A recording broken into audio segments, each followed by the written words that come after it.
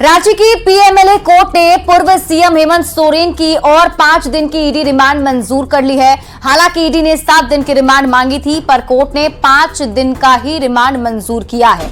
इससे पहले ईडी की ओर से कड़ी सुरक्षा के बीच पूर्व सीएम हेमंत सोरेन को पेशी के लिए कोर्ट ले जाया गया था। सुनवाई के बाद उन्हें वापस ईडी दफ्तर ले जाया गया।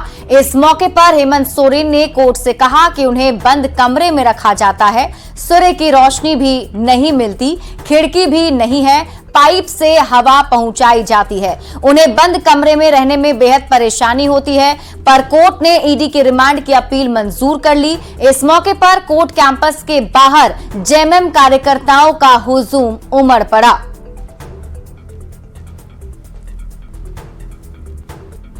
हुए उनके चेहरे पर जो मुस्कान देख के हम लोगों की हौसला और बढ़ जाती है।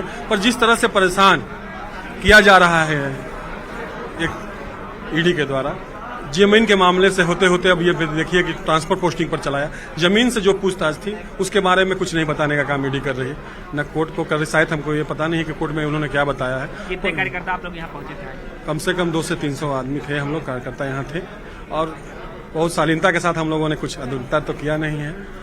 हेमंत जी के भावना के साथ हम लोग उनको दिखाने का ये प्रयास कर रहे हैं कि आप घबराइए नहीं, ये संकट का घल जब वो इन्फोर्समेंट डायरेक्टरेट ने 7 डेज का रिमांड के लिए प्रे किया था, उनको 5 दिन का रिमांड मिला है। हमारे वेहेमेंटली ऑब्जेक्शन के बावजूद भी हमने ये कहा कि उनका रिमांड का कोई केस नहीं बनता है, क्योंकि ऑलरेडी वो 8 घंटे 20 तारीख और 24 तारीख को हमसे इन्वेस्टिगेशन कर चुके हैं इसी सिलसिले में।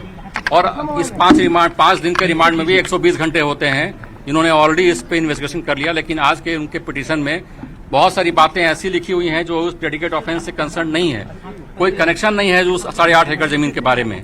फिर भी वो जो डिफरेंट चैट्स हैं, जो पिछले दूसरे किसी अन्य लोगों के साथ चैट हैं, जो जमीन के कागज से कोई संबंध नहीं रखते हैं, उसका हवाला देते हुए उन्होंने फर्दर रिमांड के लिए प्रे किया था, जो हमारा समझना है कि बिल्कुल ही गलत है और ये रिमांड नहीं होना चाहिए था। लेकिन कोर्ट ने आदेश किया है, हम लोग इस पे देखते हैं, समझते हैं। ट्रांसफर पोस्टिंग की बात मामला सामने आया। ट्रांसफर पोस्टिंग का मैटर नहीं है, क्योंकि प्रेडिकेट ऑफेंस जो भानु प्रताप प्रसाद का जो केस है शेड्यूल्ड ऑफेंस का, वो सिर्फ जमीन के कागजात में हेरा फेरी के ही संबंधित है, वो ट्रांसफर पोस्टिंग का मैटर नहीं है। सूर्य की रोशनी नहीं मिलती है, बेसमेंट में रखा गया है, उस कमरे में कोई विंडो नहीं है और पाइप के थ्रू उसमें हवा आता है।